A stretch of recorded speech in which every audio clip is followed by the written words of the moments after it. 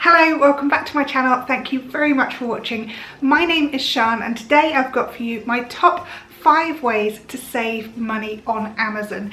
Before you start, I know Amazon are not a good company and I know that I probably shouldn't buy from them, but if I'm going to buy from them, then there are ways that I want to save as much money as possible, and there are ways that I thought I would share with you too.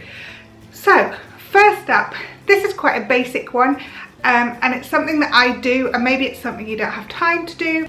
What I do is I put items that I want in my basket, and Amazon has a built-in functionality that if you put something in your basket and just leave it there, the next time you log in, it tells you the price difference between what the price was when you put it into your basket and the price it is now.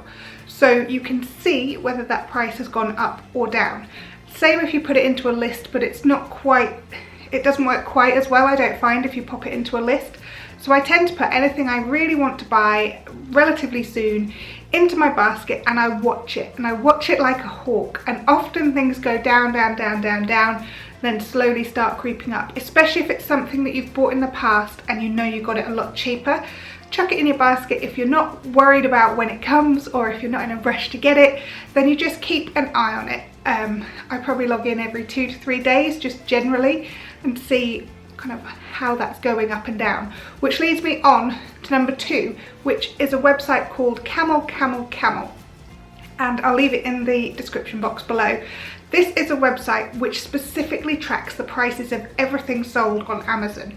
What happens is you get the URL of the item that you want to buy, you log into Camel, pop in the URL, and that site will tell you every price that that item has sold for in the past. So if it's on a special offer for $39.99, you might think you're getting a bargain if it's something that's worth $69.99. And then when you log into Camel, you will discover that maybe it's previously sold at £20 or something like that. So you think, well, hang on, am I willing to wait for it to go down again, or do I think I'm getting a good deal now? And make your decision based on that. It's a really useful tool, and I've used it in the past. We used it, my son bought himself an Alexa, and he got it for a brilliant price. And then obviously as soon as he got it, my daughter was like, but I want an Alexa. And she had enough money. So we said, right, well, you can get one too. And we logged in and it was £25 more expensive.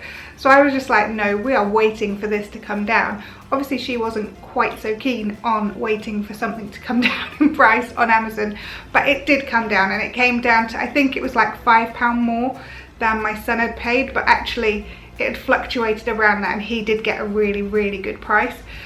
So we went with that because she had enough and she was willing to pay that. I mean, let's be honest, she was willing to pay the top price just to get her Alexa, but different story. So either put it in your basket and kind of track it that way, or check out Camel, links in the description box. Both of those work brilliantly for tracking what price something has been at. The third way is to use subscribe and save. I use this for bulky items that I'm going to get roughly every month. As an idea of what I get from them, I have washing powder, fabric conditioner, pet food, bird food, dishwasher tablets, shampoos, suntan lotion, all those kinds of things I get on a monthly order from Amazon. How it works is that if you have 3 things on your list, you get a discount of 5% each month. If you have 5 things or more on your list, you get a discount of 15% on each product. So obviously it brings the cost down quite a lot, and it generally works out a lot cheaper. Oh, tea bags is another thing I've got on there. So I have a random selection of things. Sometimes things go up in price massively and you can skip your next month. So for example, last month cat food shot up.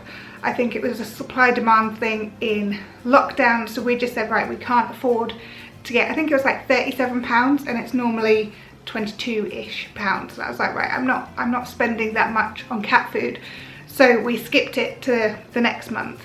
The good thing about it is you can set it up for when you know you'll need it. So for example, the washing powder that I get, I know that I only need one massive sack of that every 6 months.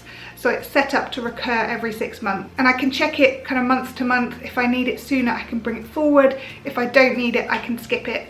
Same with things like shampoos. I get mine from there, I get the children's shampoo from there.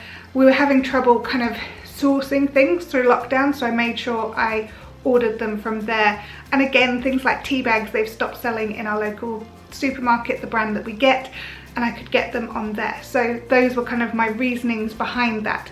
So subscribe and save can work really well. It doesn't have to be really high value goods that you're subscribed to get that discount either. It can just be £2.50 shampoo. You know, it really doesn't have to be the big items, but it does help.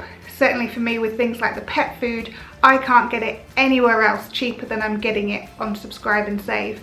And I do keep looking around, and I do keep checking it because, like I said, some months it goes up in price and some it comes down. So I do make sure that I kind of shop around for that, but I generally can't find it anywhere else cheaper.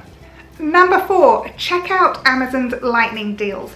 Now these come with a slight warning. Some of their lightning deals are brilliant. These are deals that are on all the time. Same with like their Black Friday deals. There tend to be loads of really good deals, but sometimes what can look like a really good deal turns out to not really be a great deal. So again, you could use and check on Camel what the best price that it's sold for has been. If it's something you want and need and it really is at the best price, then obviously the lightning deals are brilliant. I've used them for a variety of things. I used it badly the other day by getting a gaming headset for my daughter and not checking that it was compatible with the gaming console that she wanted to use it with. So, you know, make sure you do your research. I didn't on that occasion and it bit me in the bum, except thankfully Amazon do accept returns on a lot of their items. So I sent it straight back, didn't cost me anything, and I got my money back. But if you're going to go for the lightning deals, make sure that you do your research and that you check you actually are getting it for the best possible price. And number 5, my final tip is to double check if you can get the item cheaper if it's used.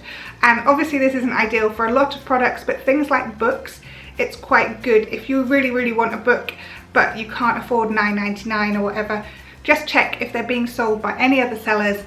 Used ones in new condition, you know, all these kind of things. There are generally used acceptable condition, used good condition, used like new condition. Some of them charge for postage, so weigh up whether that works out cheaper. But I've got an awful lot of my books through Amazon sellers. So you're buying from, say, a secondhand bookshop, something like that. It's in essence like a secondhand bookshop. So I quite like to do that sometimes as well. And it's something that I always check if I'm buying a book, if there is something cheaper available, especially when it comes to books, because, you know, a used book, unless it's in awful condition, a used book is pretty much as good as a brand new book. So that's where I tend to go with books. I always check out who is selling them.